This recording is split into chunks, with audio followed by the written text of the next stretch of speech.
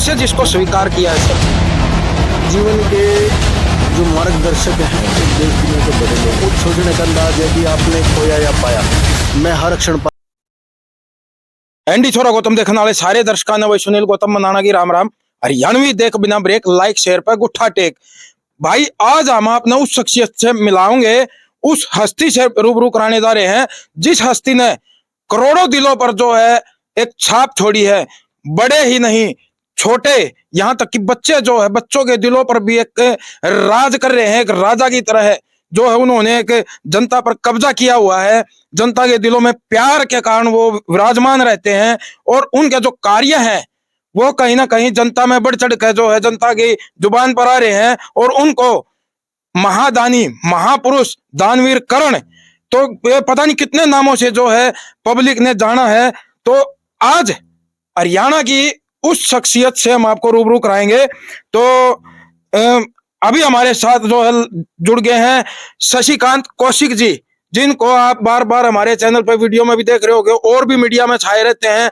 और भाई कितने अनगिनत जो है अच्छे कार्य शशिकांत जी ने किए हैं। तो वो आज हम इनसे दो चार सवाल करेंगे, भाई रूबरू होंगे। तो शशिकांत जी, आपका हमारे चैनल पर स्वागत है। नमस्कार जी गौतम साहब, स्वागत है आपका, आपके चैनल के दर्शकों का स्वागत है, आप सबको नमस्कार। सुनाइए कैसे हैं आप? सर, जैसा कि हमने पहले देखा है, भाई आप एक साधारण परिवार से थे और एक हरियाणा के छोटे गांव चुलकाना से थे, जो आज श्याम बाबा की दया से चुलकाना धाम बोला जाता है। तो एक साधारण परिवार से उठ के एक बिजनेसमैन और बिजनेसमैन से जन सेवक, समाज सेवी बनने का मतलब ये जो सफर आपने तय किया है, तो बहुत सी कठिनाइयां आई होंगी। मेरा ये मानना है गौतम जी कि कठिनाइयां जो है वो हमारे दिमाग के लेवल पे निर्भर करता है जी। आप किसको कठिनाई मानते हो, किसको प्रेशर मानते हो, किसको चैलेंज मानते हो, ये सारा हमारे दिमाग का खेल है जी। हम परेशानियों को जब आसान मानने लग जाते हैं, उनसे लड़ने का स्वभाव पैदा कर लेते हैं, उनको भगाने का प्रयास करते हैं, तो वो परेशानियां नहीं मानी जाती, वो चैलेंज माने जाते हैं। मेरे सामने जीवन में बहुत चैलेंज आए हैं, मैं चैलेंज को बड़ा सहर्ष स्वीकार करता हूँ और उसको मात दे के आगे बढ़ता हूँ। जी। आपके सामने है 2009 में जो है समालखा से बीजेपी की 1100 वोट आई थी। जी। पार्टी आलाकमान ने मेरे पे ऊपर भरोसा किया। 2014 में हमने 33,000 वोट ली और 2019 में हमने 68,000 वोट ली। जी। जो पार्टी का ग्रोथ जो है वो सबसे ज्यादा पूरे हरियाणा में जो ग्रोथ बढ़ा है, जो वोटर परसेंटेज बढ़ा है, जो वोट बढ़ी है, वो समालखा में हरियाणा की सबसे बड़ी ग्रोथ है। तो ये मेरे लिए बड़ी खुशी की बात है।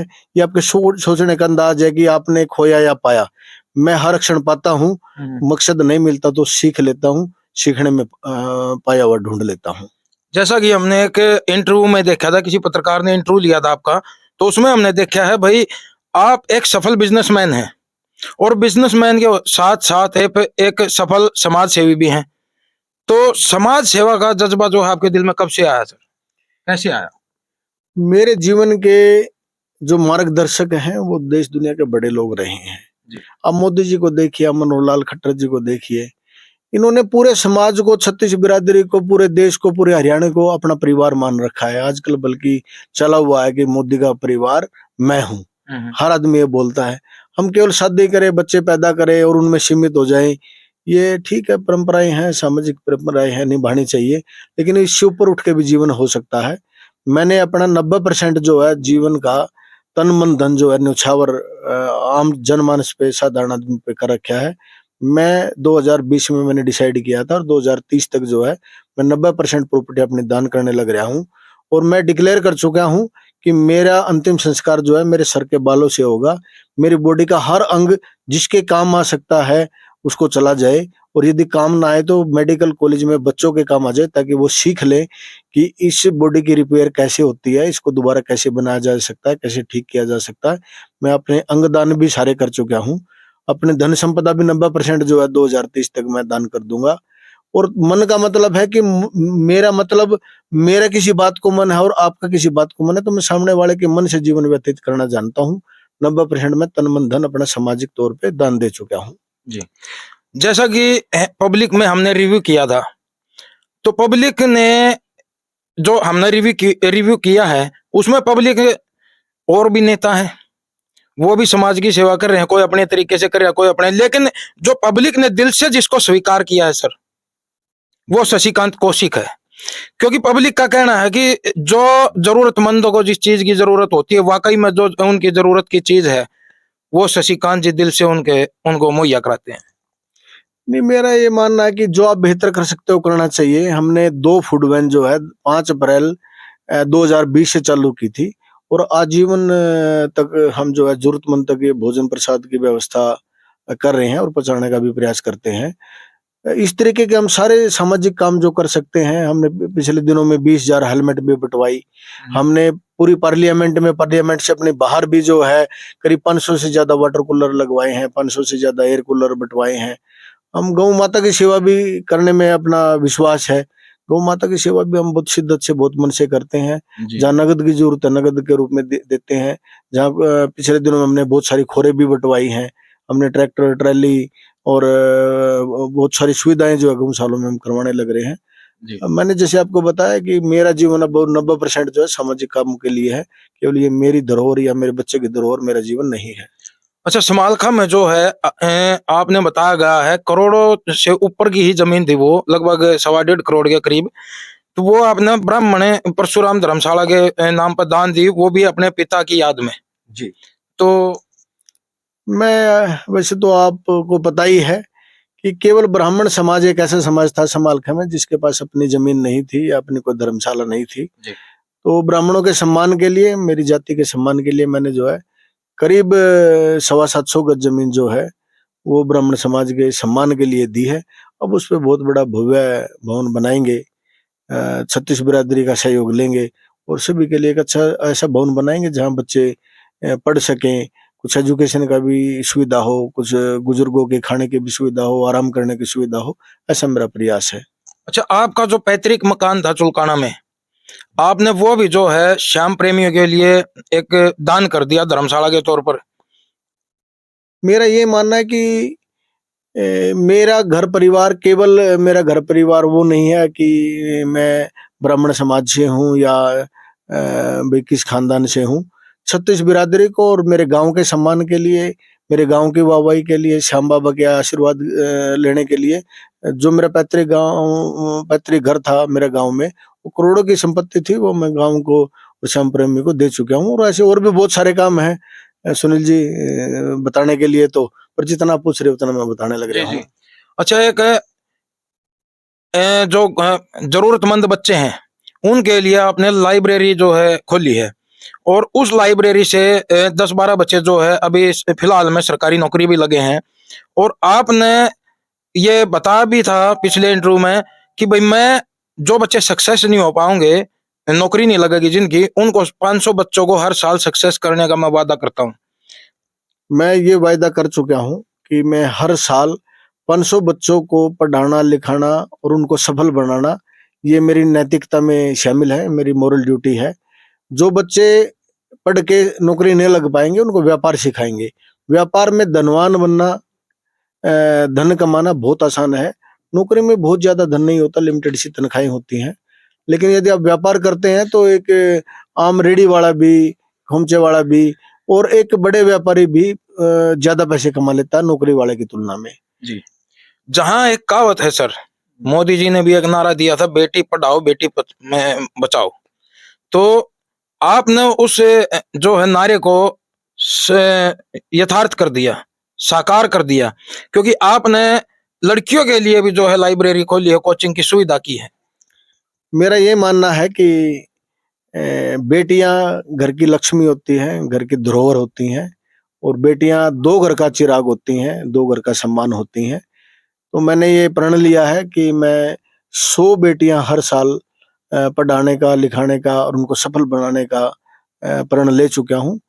और ये नई मुहिम है मेरे लिए, बड़ी चैलेंजेबल है। लोग पता नहीं क्या क्या बातें करते हैं कि लड़कियां तो पढ़ाओगे तो ये दिक्कत आएगी, वो दिक्कत आएगी, पर इन सारी बातों को नजरअंदाज करके मैं हर साल 100 बच्चों को सफल करना, पढ़ाना, ये जिम्मेदारी लेता हूँ। जी। अच्छा, अभी 2 बार आप इलेक्शन हार चुके हो। अगर जनता अब की बार आपको इलेक्शन जिताती है और आप विधायक बनते हो, तो युवाओं के लिए सबसे पहला कदम आपका क्या रहेगा? युवाओं के लिए सबसे जरूरी है एजुकेशन, और समाज के लिए सबसे जरूरी है हेल्थ सिस्टम। जी। इस हेल्थ सिस्टम को बदलने का और एजुकेशन सिस्टम को बदलने का प्रयास करूंगा। और एजुकेशन का तो मुझे इतना समझ है कि जो ये आज हमारी सिलेबस की जो किताबें हैं, ये केवल आपको तनख्वाही दिलाएंगे, तनख्वाही से आप अपना गुजर बसर कर सकते हो। लेकिन एजुकेशन सिस्टम में ऐसी बुक्स लागू होनी चाहिए। व्हाट इज फाइनेंस, फाइनेंस क्या है, ये आम बच्चे को भी पता होना चाहिए। यदि 20,000 रुपए में गुजारा करना हो तो कैसे गुजारा हो, ये आम आदमी को नहीं पता है, ये मुझे पता है। 2 लाख रुपए तनख्वाह तो 2 लाख में गुजारा कैसे होगा, ये 2 लाख लेने वाले को भी नहीं पता है। ये फाइनेंस क्या है, मेरे पास ऐसी ऐसी किताबें, एक एटॉमिक हैबिट करके किताब है, एक रिच डैड पुअर डैड है। ये ऐसी किताबें यदि आप इनको जीवन में उतार लेते हैं, पढ़ते हो, लिखते हो, इनको ध्यान रखते हो, तो आप जीवन में सफलता आपके पीछे आएगी, धन आपके पीछे आएगा, संपदा आपके पीछे आएगी, आपको कमाने की जरूरत नहीं पड़ेगी। तो बच्चों को ये किताबें पढ़ाएंगे, सफल बनाएंगे, ऐसा मेरा प्रयास है आने वाले दिनों में। जी। अच्छा, एक धर्मशाला कहीं भी बन रही हो, चाहे वो छत्तीस बिरादरी में किसी भी समाज की है, आप वहां धन से भी अनुदान कर रहे हैं, मतलब जितनी आपसे हो सकती है मदद करते हैं समाज की, हर समाज की। छत्तीस बिरादरी में इस चीज का आज जिक्र है कि भाई अगर कोई दानी है तो वो शशिकांत कौशिक जी हैं। नहीं, ऐसा नहीं है, मेरे से बढ़ के तो बहुत लोग हैं, लेकिन मैं बेस्ट प्रयास कर रहा हूँ कि लोग मुझे जो है अपना माने, बेटे की तरह माने। इसके लिए मैं बेटा धर्म भाई धर्म निभाने का प्रयास कर रहा हूँ। और वैसे भी मैंने आपको बताया, मैं 90% प्रॉपर्टी सारी दान करनी है, दान करने लग रहा हूँ। तो ये मैं अपना मान ही नहीं रहा हूँ, तो इसमें कहने की कोई बात ही नहीं है। जी। तो सर, अभी 2 बार इलेक्शन हारने के बाद भी जनता के मन में ये राय है कि भाई शशिकांत कौशिक की जो मुहिम अमित शाह तक पहुंच है डायरेक्ट, बारे में क्या कहोगे? इस बार में कहने का कुछ लंबा चौड़ा नहीं है सुनील जी, क्योंकि अमित शाह जी को तो करोड़ों लोग फॉलोअर्स हैं। मैं भी उनका एक छोटे भाई की तरह उनका कार्यकर्ता हूँ, पार्टी का कार्यकर्ता हूँ। पार्टी के कार्यकर्ता के रूप में, अमित शाह जी के कार्यकर्ता के रूप में मेरी प्रसिद्धि है, इसके अलावा कोई बात नहीं है। अच्छा, फिलहाल जो है पिछले इंटरव्यू में आपने मनोहर लाल जी को एक संत कहा था, तो संत आपने कह दिया सर, वो मीडिया में बात आई तो अभी उनको संत का ही जो है एक टाइटल मिल गया, तो ये क्यों संत क्यों कहा आपने उनको? मेरा ये मानना है कि राजनीतिक तौर पर जो संत भी नहीं कर सकते, मेरा तो ये मानना है, वो मनोहर लाल जी ने करके दिया है। तो मनोहर लाल जी राजनीतिक कपड़ों में एक महान संत है, बड़े संत है। इस तरीके से मुख्यमंत्री के पद से अपनी इच्छा से त्याग पत्र दे देना, एज विधायक भी त्याग पत्र दे देना, ये कोई संत ही कर सकता, किसी आदमी के बस का, साधारण आदमी के बस का काम नहीं है। मैं मनोहर लाल जी को नमन करता हूँ, उनके कार्य के प्रति, उनकी सोच के प्रति मैं उनको प्रणाम करता हूँ, बारंबार नतमस्तक हूँ कि उनके कितने बड़े विचार हैं, कितने साधारण रूप में वो जीवन व्यतीत करे हैं, इसलिए उनको नमन बार बार। अच्छा सर, एक आखिरी सवाल, आप जो है मुक्तिधाम यानी कि शमशान घाट में भी आपने एसी वगैरह लगवाए हैं, और एक सिविल हॉस्पिटल जो है, सरकारी अस्पताल जो हम बोलते हैं, उसमें भी आपने कंबल वगैरह का और जिस चीज की भी जरूरत है वहां वो मुहैया कराई है। मैंने आपको बता दिया, ये जो बटने लग रहा है, मैं इस पे अपने अधिकार नहीं मानता हूँ। 90% ये 36 बिरादरी का समाज का है जो जाने लग रहा है। मैं तो केवल एक माध्यम हूँ, भगवान दे रहा है। मैं भगवान से यही प्रार्थना करता हूँ कि भगवान जो आपने सद्कार्य करने हैं, केवल उस पे बहाना मुझे बना ले, नाम मेरा लिखवा दे, धन तो ऊपर वाले का, जाता आम आदमी को है। इसमें मेरा कोई लंबा चौड़ा योगदान नहीं है। चलो, धन्यवाद सर। तो भाई ये थे शशिकांत कौशिक जी हमारे साथ, जिन्होंने आज जनता के दिलों पर जो है कब्जा कर रखा है। वो कब्जा भाई जबरदस्ती नहीं हो रहा, वो प्यार में हो रहा है, इनकी मेहनत के दम पर हो रहा है, इनके अच्छे कार्यों को देख करके जो है जनता के दिलों में ये राज करते हैं। तो इस वीडियो ने लाइक कर दियो जरूर, शेयर का तार दियो फतूर, ताकि वीडियो पहुंचे दूर दूर, और कमेंट बॉक्स में अपनी राय जरूर देना भाई। फिलहाल हम आपसे यहीं विदा लेंगे। जय जवान जय किसान, जय हरियाणा, जय हरियाणवी। धन्यवाद।